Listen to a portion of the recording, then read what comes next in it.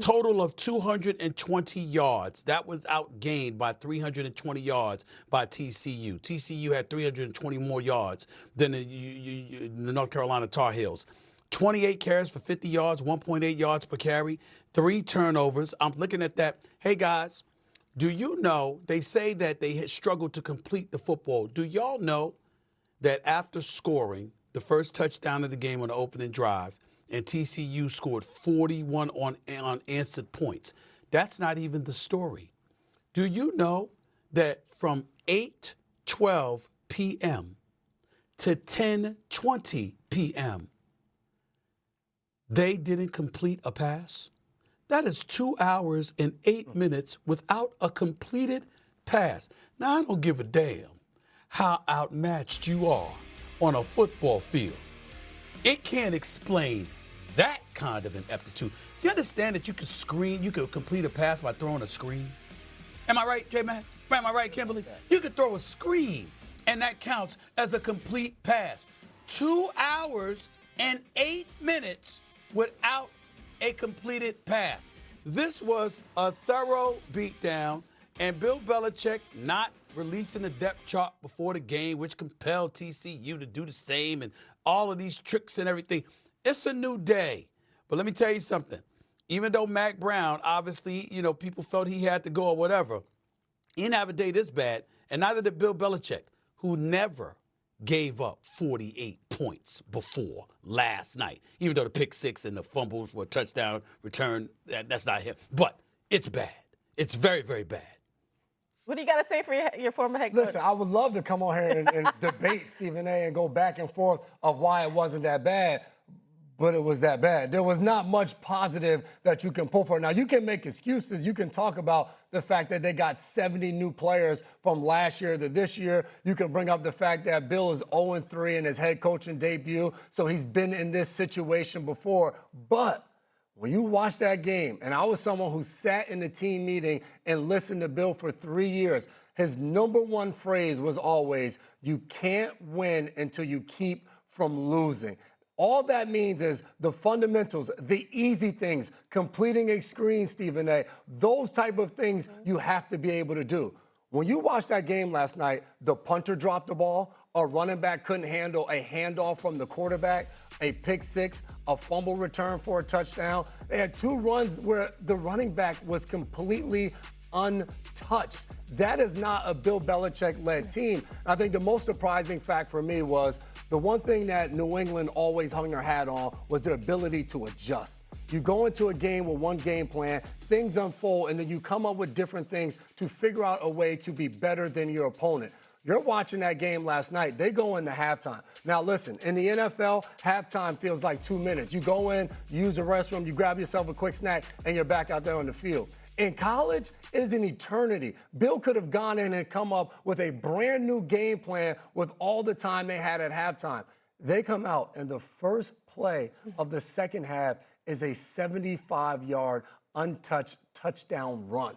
That, to me, was the final straw where it was just like, as you're looking at it, you're like, well, what is next? Like, how does this team improve? There are no other players to go out and get in the portal. Their schedule is easy, but where are they going to find the wins after a performance like that last night?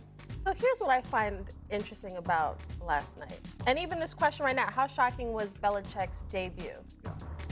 TCU's head coach, Sonny Dykes, that's what he was talking to Holly Rowe about. Like, we felt disrespected. The fact that Stephen A., you said that was shocking. If you're TCU, that's exactly what we expected to happen. Because, to your point, 70 new players, a new head coach going from the NFL to college, and TCU's walking in there like, all this attention, ESPN is here, all these people to picking them against us. Like, we have the program. He's just starting from scratch. And to me, I don't think you should be surprised by the outcome. I think if you thought Belichick was going to come in there and it was going to be Patriots of old, then I think you're mistaken.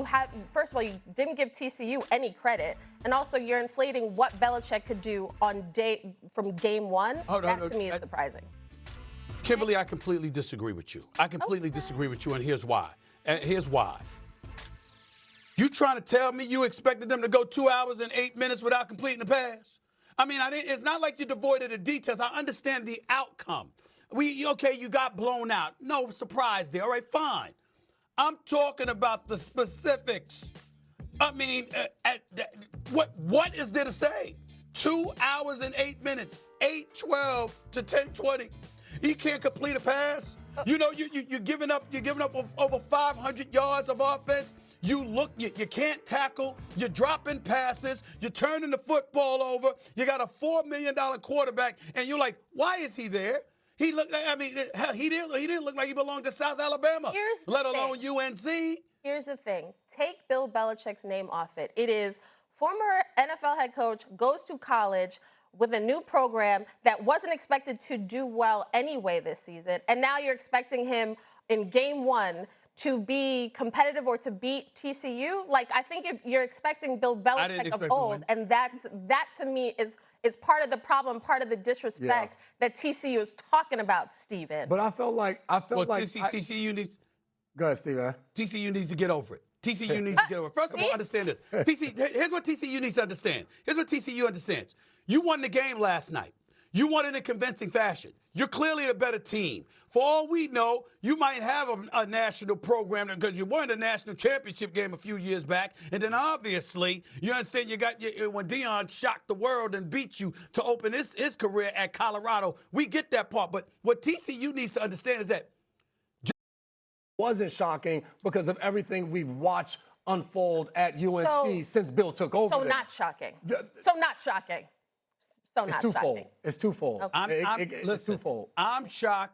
I'm shocked that you could go over 2 hours without completing the pass. Yeah. Okay. I'm shocked at that. I think that's shocking. It's not North Carolina basketball, but we got to leave it there. Stephen A., not a big day for Bill Belichick, but I hear it is one for you. Can you please tell us what's going on today, Mr. Smith? Oh yeah, new show, Stephen A. Smith show. What else? That's what I do. Mad Dog Sports Radio. I'm leading into my boy Mad Dog Christopher Russo.